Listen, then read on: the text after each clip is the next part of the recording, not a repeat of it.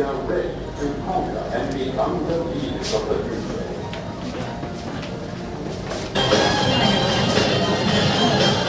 To support the sustainability of the learning The Honorable Mr. Rahmat Hidayat, M.Pd. And the Honorable ladies and gentlemen who attend today's agenda. Here, welcoming speech from Director of NEZ, Mr. Rahmat Hidayat, M.Pd. To Mr. Rahmat Hidayat, M.Pd. Place is yours. First of all, I would like to say thank you very much on your coming, especially Praja Wasana from IPDN. How are you today? Fine. Wasana Praja is the highest levels in IPDN. They also applied the bilingual class. I hope that their English is good because that this seminar will be delivered. Also, I would like to introduce a little bit our institution. We just facilitate actually between IPDN and UNJ. So this institution is good institution. IPDN actually one of the institution under Departemen Dalam Negeri, and UNJ under Departemen of Depdikbud, Pendidikan and Kebudayaan. Both institutions, they have a bilingual class included in IPDN because the rector said that in the grand design of IPDN, they would like to be with Clash University in 2015. So all the student teachers should be able to speak English very well and able to deliver their speech in scientific seminar in many universities. The stage to give welcoming speech. Good morning. Kepada yang terhormat Bapak Pimpinan Kerjasama Biro Luar Negeri, mewakili PR4 UNJ, Bapak Dr. Muchlas Suseno M.Pd, yang terhormat Direktur National English Center, Bapak Dr. Rahmat Hidayat, yang saya sebagai lembaga mediator IPDN dan UNJ dalam kegiatan ini. The purposes of this activity are for the first to increase the knowledge of praja IPDN in implementing English, especially English in governmental science. And besides, we hope that IPDN and UNJ for the future has a good cooperation, especially in bilingual class program. That I know that since UNJ has started the bilingual in science faculty, and IPDN we have now started 2012, which consists of 3 study programs, which are governmental politics, development and empowerment, and apparatus human resources management. All of the academic staff from the IPDN and my beloved student, we call Praja, we beloved Praja, the future leaders of Indonesia. Please give applause.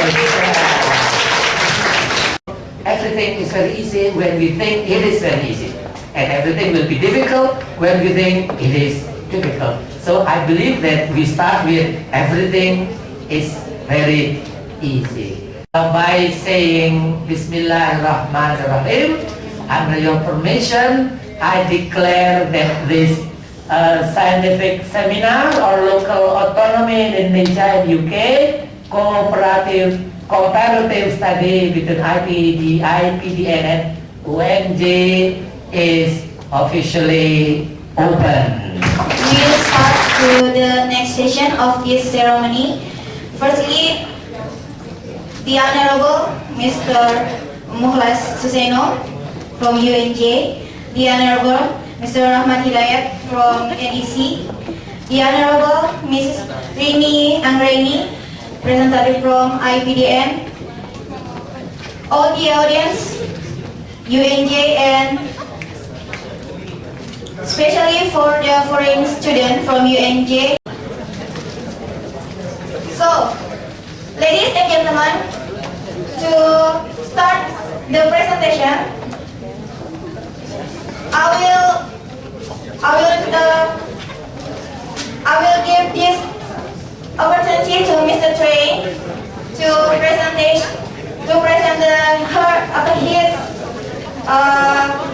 topic. It's about introduction to the United Kingdom. about the governance structure and the regional autonomy of United Kingdom. So the time is yours. Please, Mr. How are you all? Great! Very good to hear. The defence and national security, economic policy, including tax collection, international relations, energy, and also immigration and nationality. So all of these areas of policy are controlled by Parliament, by the UK Parliament, which is based in Westminster in London. And on the 14th of September next year, they're holding a referendum, so a national vote, and they're putting it to the Scottish people to see whether or not they want Scotland to become independent. There is some idea, there are a lot of people who agree to it, and a lot of people who disagree. So this is the answer to those calling for independence. So we have to wait until next year. But it could have big consequences. What happens to foreign policy, economic policy? What happens to the army, for example? Energy as well. What would happen, for example, say to the UK's seat on the UN Security Council? Does Scotland not become involved anymore? So there's a lot of questions hanging over this issue of whether or not Scotland will become independent. You have the districts, north, mid, east, so West Devon is another example. And then you also have city districts. So the city of Plymouth, another one at Torbay, and the city of Exeter, which is where I went to university, Exeter University. And then a number of these districts would add up to combine and make the region of the southwest of England. And then within each district again, these would be all carved up into much smaller middle parishes. Tanah Praja Andi Putra Pratama, please be over for him. The topic, local autonomy in developing and empowering people. Some government affairs, and based on the law of number 32 of 2004, the definition of local autonomy is about rights, authority, and duty from local government to manage and regulate their own household self. Become a bridge between central government to regency or city. Secondly, in the area of regency or city government ability to have a full authority from central government. From central government, giving many affairs to regency and cities, so they can implement their developing in our areas.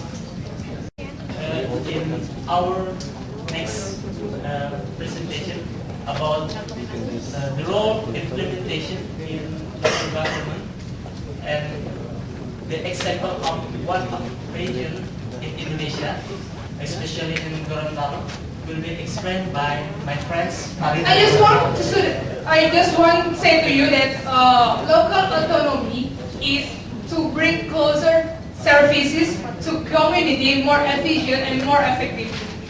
To bring more closer services to the community. So if the local autonomy is a strategic way to the developed area, it should develop by potential of the area. Don't you know that Indonesia has potential, have resources like natural resources, human resources. Indonesia have agriculture. So if we want to be forced Indonesia to be a fully industrialized country, I just said that it was wrong. Indonesia has potential, ladies and gentlemen. So if we want to develop Indonesia, if we want to develop our regions, our area, if we want to empower the people, we have to look at the potential of the area. Please develop the potential area. Please develop the resources of area. Do not develop about our desire, but about people needs, ladies and gentlemen. Are you agree? Do you agree? Yes. To have questions. So please, if you want to give any question, please raise your hand. I have compared with how the system in your country and your country. But I have a cooperation, but I'm sorry before. I can say that you, as the generation for your country, you just enjoy it. But we all, as the generation for Indonesia, you can see Indonesia, how the condition and the situation in Indonesia is very, very complicated. The country is very, very complicated. The system, I can say that your system in your country, same. The system has perfect, but implementation in our country, we can give the result. So I just ask your advice for us as the generation of our country, our institute, IPDN, Institute of Public Administration, the generation for local government. So how is your advice for us? In the future, what should we do? What should we do? If the system, maybe we can break our system, and what we will do with the system and the implementation method as the generation for this country. Having studied at IPDN together for 4 years now, I'm sure that you made some very good friends and contacts that you really should try to maintain and keep over the years. You might have a problem, for example, in your province, which you haven't dealt with before or you haven't come across before, but you might know a friend of yours in another province who's had a similar problem and found a solution. So the more you communicate with each other, the more you share what problems you have, how to deal with them, the more you share your ideas with each other, the better you can improve the system, the more you can develop, the more you can help to empower other people. And I think in the UK, communication certainly has helped to make the system more efficient. The more people talk to each other and share their ideas, and the quicker they do this, the more the system can improve and develop. So I definitely think that communication is very key. Does that help answer your question? Thank you. Welcome. Thank you very much for the answer from Ms. Dre. And for the next questions, please. Okay, for the one in back. You can mention your name and to whom the question will be.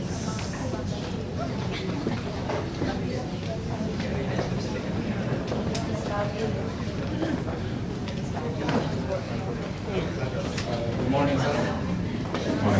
I have a question for you. Sorry. My name is Irshad. I'm from East Borneo. Okay. My question is, in Olympic Games, we know that Ireland, Wales, Scotland, Northern Ireland become one as the United Kingdom. But in the FIFA World Cup, they are separate. So, my question is, do you have any explanation about when you are become UK and you are separate? That's it. Thank you.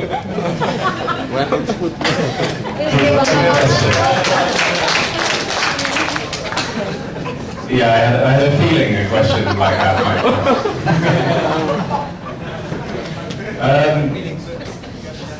Yeah, interestingly, I think when it comes to sport, that's quite often where the nations tend to split. So for football, for rugby, they all have their own teams. Cricket, for example, there's a team from Ireland and Scotland, but there isn't a Wales team. The Welsh people are incorporated into the England team. We also have the issue, some Scottish people and some Irish people might choose to play cricket for the English team. Because they share the same passport, they can do that. But yeah, on an Olympic level, we are Team GB. And I think, I'm not sure, yeah, Ireland are separate. But for anything else, if it's, I think any other aspect of life other than sport, it's the UK. And yeah, it's a bit of what we would say an oddity. It's a bit odd how the Olympics is just one team from all the nations combined, and football teams, we have separate football teams. So I can't really explain why, but yeah, I think it's just the way it is. I think it depends on how strongly people feel about these sports and how many followers there are. So yeah, for England, Wales, Scotland and Ireland, football's one of probably the biggest sports in the world. And there's enough people in each of these nations and they feel they can represent themselves, then they will do so. And the same in rugby.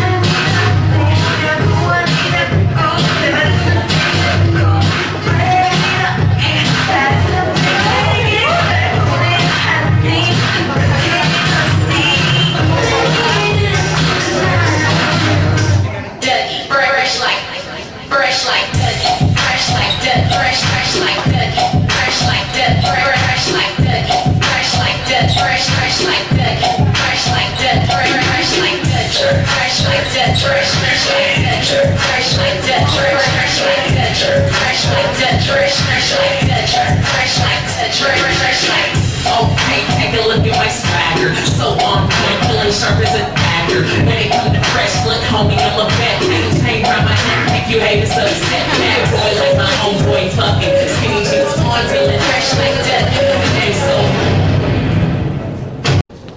Firstly, I want to introduce myself. My name is Meida Rahayu Maurentias. I come from Central Java Province, and it is one of the autonomous region in Indonesia actually, and using the centralization system too. Before I will continue what is Fauzan explained about decentralization, I want to refresh our mind about what is decentralization. The definition of decentralization based on the Act number 32 of 2004 on regional government. Decentralization is the devolution of power by the central government to the autonomous region to govern and to manage their own government in the system of Republic of Indonesia. The key word is devolution of power. Yes, right, devolution of power. The devolution of power from the central government to the local government, and it's still in the Republic of Indonesia. Democracy system. Democracy system, the system that implemented by most of countries in the world. Most of countries, and we can say that first country like America use this system. America is considered by us and by all community in the world. America is the success country. Success in achieving their dream. What's the dream? The dream to make law and order, to make welfare, to make safety for the citizens. America success. Maybe we also consider it. For this, next is local wisdom. Local wisdom. As I have just now said to you that Indonesia is a geographic state, has many islands, and also have many local wisdoms that must be honored by us, by government also. So the local wisdom is the indicator also, the reason for Indonesia to make the system decentralization for our state. The next is equality. The equality, we know that in the law number 7, 1974 about the local government, that we can say a long time ago in the Suharto era, in the regime of Suharto, our second president, Suharto, we can say that the attention from central government to local government is very few. The big attention from central government is focused maximally in Java only, regions in Java. I'm sorry for my friend from Java. It is the actual long time ago. But if you look in the local government, like my village Aceh, is very few attention from central government. What a pity I am at the time. Yeah, I can say. The second, about the policy. Our policy depends on central government. All our policy central government depend on central government. While the local government just implement it, just applicate it.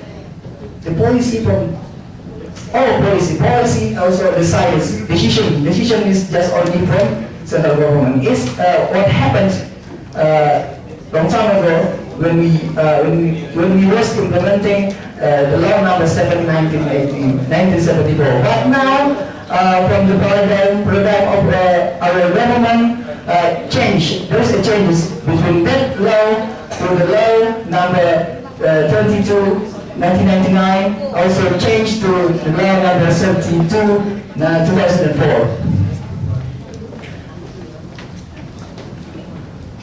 I will explain you, maybe, before I explain, I want to emphasize, I want to mention that because it's not we learn it, we teach you, but we learn together and we share together. Also, as we know that Union State had two systems. This first system is the decentralization and centralization. Centralization, as I said just now, we have used it.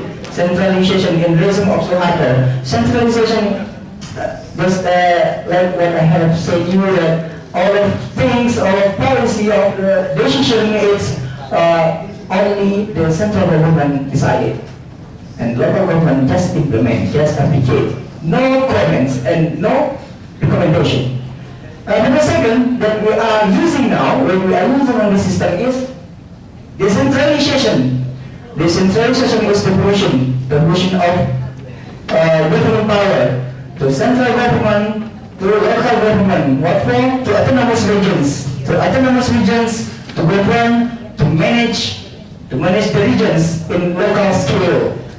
In the system of Republic of Indonesia. This is what the meaning that written in Bilingual number 32 2004 about local government. So in the decentralization have two purposes. The first purpose is political purpose. What for political purpose? By decentralization, the local government, the community, the citizens in local government can participate in every program of central government. For the second is economic purpose. Why economic purpose? Because of the decentralization, every local government have authority to involve maybe agriculture, fisheries, and etc. And so decentralization for our country now is very have a function. Maybe the last I say that maybe many questions from us, maybe especially from our friends from Belgian country, why Indonesia still use decentralization? You have so far present, you have said that Indonesia still not improved. The answer is, it is because we are learning. We are learning. When we are learning, it's because, America with the democracy system, maybe also democracy system, America implement this system about 1 century, 100 years. But we are with democracy system, we still about 9 years. Or 9 to 2 years with the democracy system. But now, maybe we can look at 5 years, next 5 years later, in the future, when we are the agent of change that we are sitting in this room, maybe inshallah, God willing, in the future, we will make the change, the good change for Indonesia, inshallah. Maybe in a few hours I can control, I promise of my mistakes, and it will be continued with my friend, Minda. Time for her. The first is about the formation. The formation of new autonomous region has created a new problem. What is a new problem? Actually, we can find from two perspectives about the formation of new autonomous region. The first is because the political interests of the local state elite. So, and because of that, there are abusing power by local state elite, and of course it's not suitable with the main objectives of decentralization to more closer with the public service for the citizens. And the second, and until now, as the last data about the autonomous region in Indonesia, there are 409 districts, and then 93 cities in Indonesia, and then 1 administrative district and 5 administrative cities in Indonesia. This is the last data about the autonomous region in Indonesia. And the second,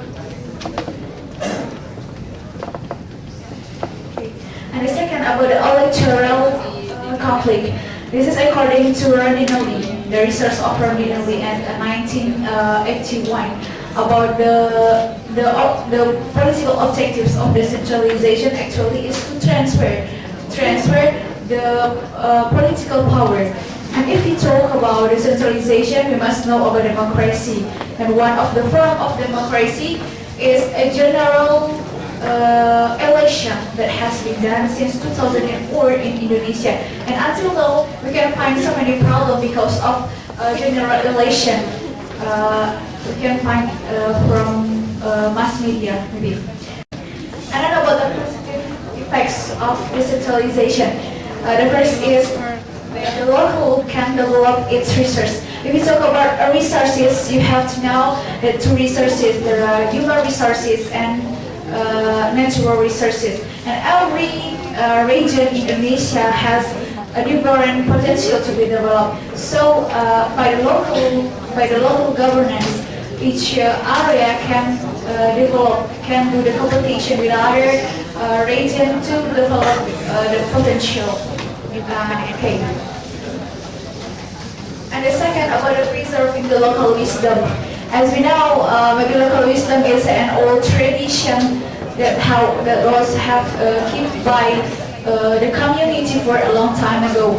And until now, in Indonesia there are 300 groups of ethnic.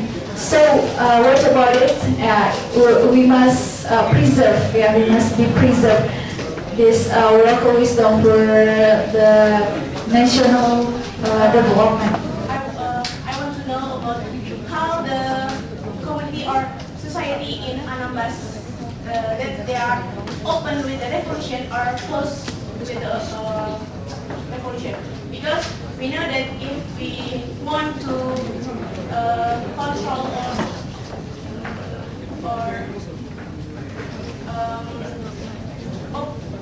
control the society in one place, we have to know that the people want to be changed or not. So I want to ask you about the society in Anambas, that they are opening with the revolution or they are closing with the revolution. And the second question, on the last presentation, we know that Mr. Trey has given us advice about the government in Indonesia, and now please tell us or figure out how to control our government, figure out about how to be the good government, in how to control our government to be more better government, to make a new revolution for our country through this decentralization era, as what we get in our study. Thank you. We also have now about golden triangle. You know golden triangle and the government. Golden triangle divided into three parts. The first is government, and the second is the society or the citizen, and the second is the private sector. So how we make among those three parts can be compatible each other, and government with the society, how is like Mr. Trey just now said, communication, how about the communication? So if the communication is good between government and society, also society, government, society, and the private sector is will be good governance, because this is the pillar of good governance, you know, and also called by golden triangle. Also the second is about control, who will control. I think one problem, the big problem for us now, maybe for the first is attitude of our top manager. The second is law enforcement. For the third is the badness of institution of law. Like I not know some institution now, but this is the real, such as the court or the police, the justice. We are very what a pity we are about this system. I just make it a simple thing. We know that Indonesia have a court system in government. So just follow the system that all of the people in this world actually will be the leader for our government. So just make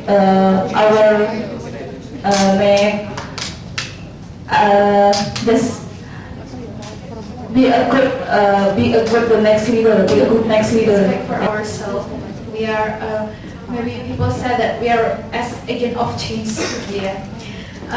But actually we are as praja. One of the important thing after we are finished the study in his institution, the first we must apply our knowledge.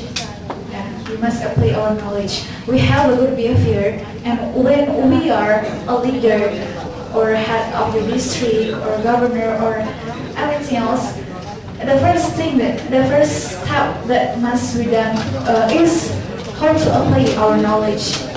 Apply our knowledge. And besides that, for the system is not wrong, but actually how to implement the system well. So we must change the broken system. We must change the broken system and make the innovation. It's not a difficult innovation. It's an easy step where easy step where a big influence. I think it's more important than you think you must make a big innovation. I think it's not important. But still start from the small step for a big influence. I think that's all. Because you're learning, you sit there for 2 hours.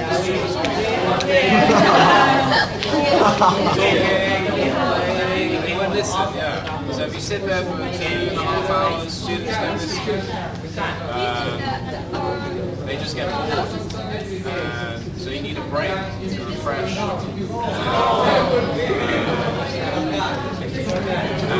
And I think, we normally start school at about 8:30 in the morning and then they finish at 3:30 in the afternoon.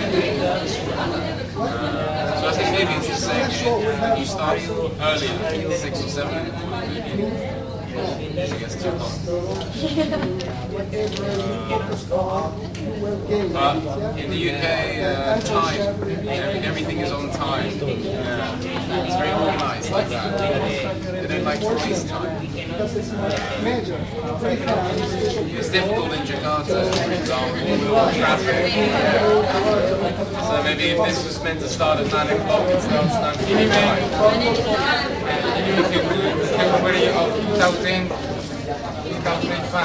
If you remember in America, they saw a bomb attack by airplane.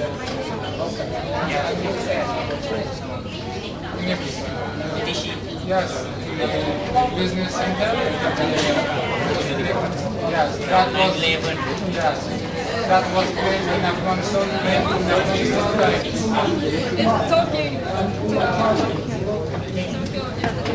And second is the computer university. And third is Osaka University. That's the computer. And then from Osaka, you should come to Osaka.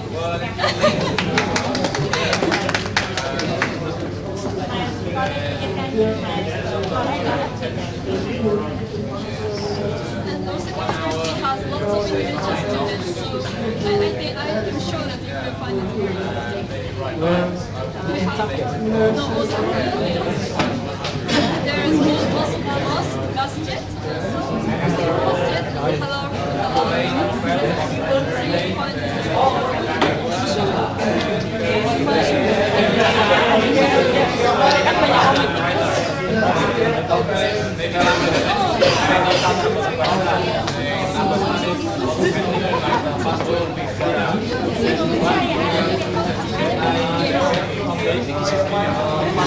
Don't know, but every minute or every 5 minutes or 10 minutes change narasumber.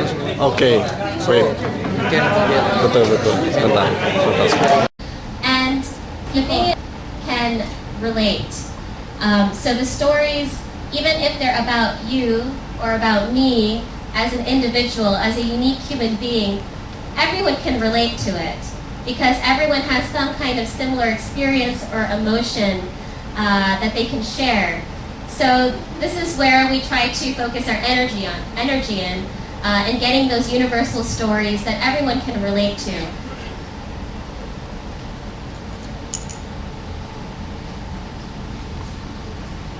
So one of the important things that we say is that what this project is not about is that we're not trying to speak for all Muslim women.